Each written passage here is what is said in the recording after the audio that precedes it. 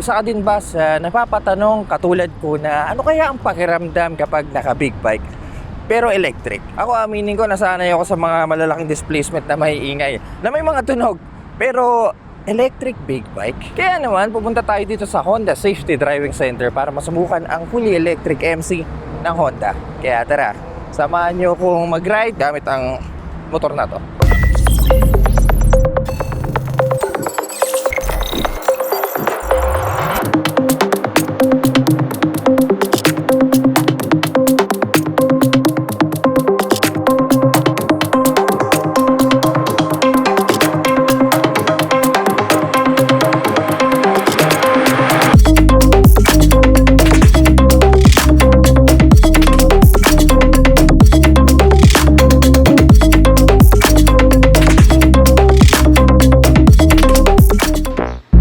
Tayo magsimula, gusto ko lang i-share sa inyo na available na ulit ang merch natin in collaboration with Imprint Customs. Kaya kung matagal ka nang nakasubaybay sa channel at sa amahaw nakatulong sa inyo mga videos ko, may we kindly ask to support this channel by buying our merch na ilalagay natin sa description box. Maraming thank you sa suporta, guys. Today, we are proud to introduce the first ever customer mobile application from Honda Philippines Incorporated, the My Honda Plus Philippines.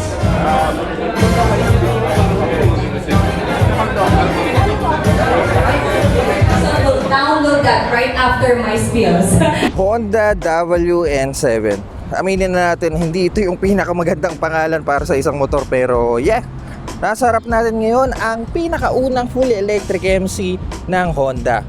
Sa mga nagtataka bakit ganun yung pangalan niya, W stands for wind, galing sa tagline na be the wind.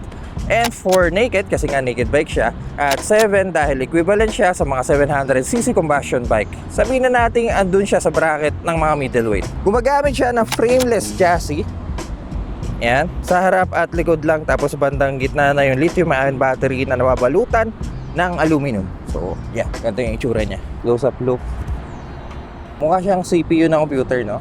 Hindi katulad ng mga ICE na motor or mga internal combustion engines na motor. Kailangan pa talaga yung frame para masuportahan yung makina and all. 9.3 kWh battery ang core component ng WN7. May max power na 50 kW at 100 Nm of torque. Alam niyo, malakas ha? Ganong output, sasabay talaga sa mga 1000cc na combustion engines eh. Pagdating naman sa range, pwede yun siyang ilayo up to 140 km na may timbang na 217 kg. Medyo may kabigatan nga lang siya. At para naman sa SRP, sa ngayon, wala pa silang sinasabing presyo para dito. Alaman na lang natin sa announcement ng Honda. Normal charge is 2.8 hours. Dito yung siya pwedeng i-charge. Pindutin nyo lang itong banda sa may tangke. Madalas natin nakikita sa mga motor. Doon yung location niya. At yeah, dito yung siya pwedeng i-charge na. Isang pindot lang to, guys. Hindi nyo na kailangan ng susi para dito. Para naman sa mga charging station, pwede siyang gamitan ng quick charge in only 30 minutes. Pag-usapan natin yung itsura niya. Napaka-futuristic eh, no? Parang robot. Bisa natin dito sa harap. So, ganito ang itsura ng front end niya. May dual projector LED headlight na may daytime running light as well.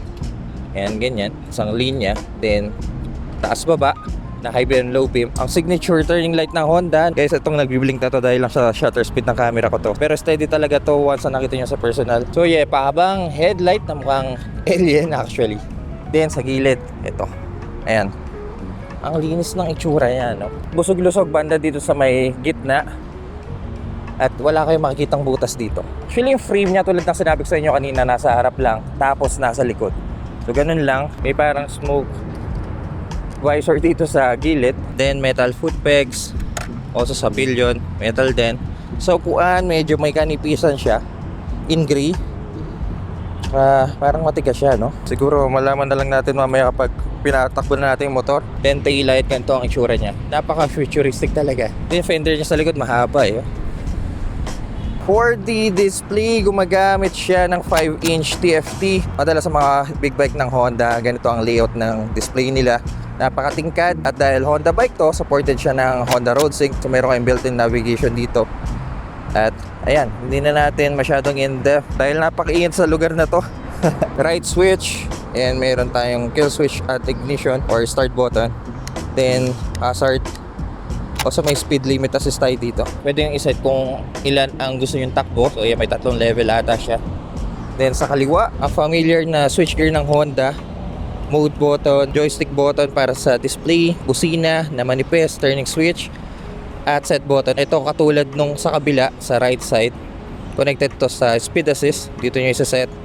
Then meron tayong deceleration selector. So dahil wala siyang clutch, wala siyang gearing, para siyang scooter, meron tayong plus button para sa deceleration and minus button naman kung gusto nyo magdagdag. So yeah, meron tayong 4 na riding modes, ang Econ, Ring, Standard at Sport. Natatagil natin siya gamit ang maliit na switch na to. Also meron siyang emergency stop system na kung saan kapag assess siya na nag full brake kayo, automatic iilaw yung mga turning lights nyo tulad ng mga big bikes ng Honda. Meron din siya nun. Also traction control, cornering ABS, meron din by the way sa brakes. Ganito ang itsura ng braking system niyan. Naka dual disc with 4-piston racing calipers, then upside down forks. Then sa rear, naka single-sided swinger. Also dagdag ko lang din, naka belt drive ang WN7. Mas magaan, less maintenance, tsaka mas tahimik. Kasi nga electric bike siya. So walang kakalansing kapag naandar na tayo. Stock tire niya is Pirelli Diablo Rosso 3. Medyo manipis. Anong size nito sa likod? 150, 60 dito sa likod. Naiintriga kung paano umandar to eh. Kaya tara, subukan muna natin. Honda WN7. Alam niyo, parang di pa rin nagsikin sa akin na naka big bike ka tapos naka electric ka. I mean, halos equivalent siya sa 700cc na combustion bike pero naka electric ka, walang tunog.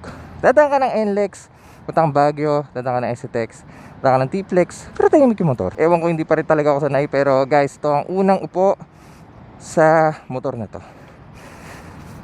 Okay. Alam niyo, medyo matigas yung puwan niya. Tsaka manipis, parang enduro seat. May kababaan yung bike. By the way, seat height is 800mm. We are 6 flat with 34 inches inseam. At ayan, ganito ang tindi ko sa bike na to. Meron tayong riding modes, 4 na riding modes on Eco, Rain, Standard, and Sport. Siguro Eco muna tayo para ma-operate yung bike. Pindutin lang natin itong brake lever na by the way adjustable in 5 levels. Then ignition switch. Yan, under na siya. Ayan o, man, walang sound. Actually, alam ko may reverse pa siya. Paano ba yun operate yung reverse niya? Ewan ko, siguro review na lang natin sa garahe kung sakali mo magkaroon tayo. Doon ko na lang kakalikutin yung bike. So yeah, tara, ikot tayo dito sa driving center nila. Uhuy, man, walang tunog.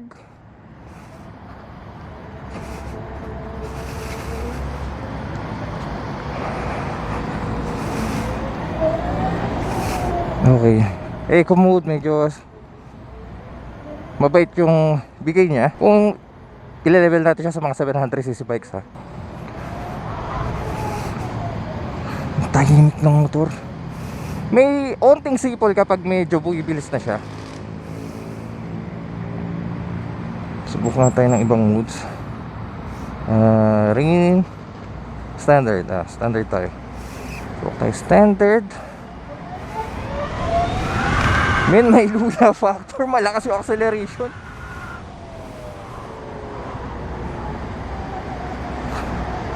Okay din ha. Pero doon nakakapanibago talaga, walang tunog.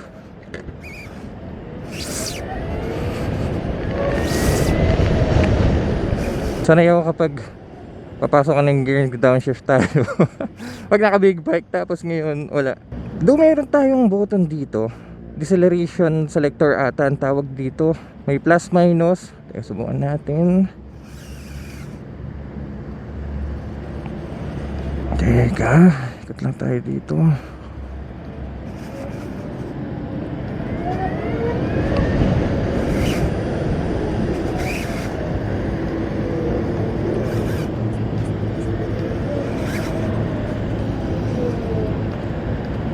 Okay. Isang pindot. Alright, para siyang engine brake pero nakakontrol mo. Okay, para lang tayo nagda-downshift in 3 levels. Ganun pakiramdam ng bike. Okay, sport mode tayo, subukan natin. Cone to cone. Tignan natin kung ano kabilis. May reach ang 100 km/h.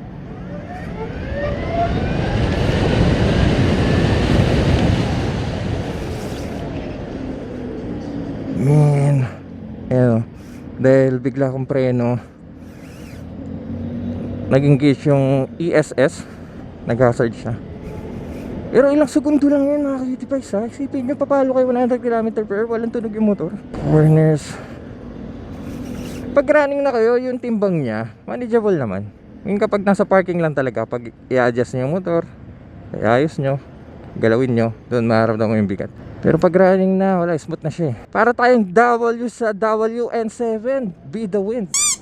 So, yeah. Cutie pies, this is the WN7. Ano ang possible downside ng bike? As of now, dahil na-experience natin siya. Unang-una, yung timbang niya, 217 kilograms.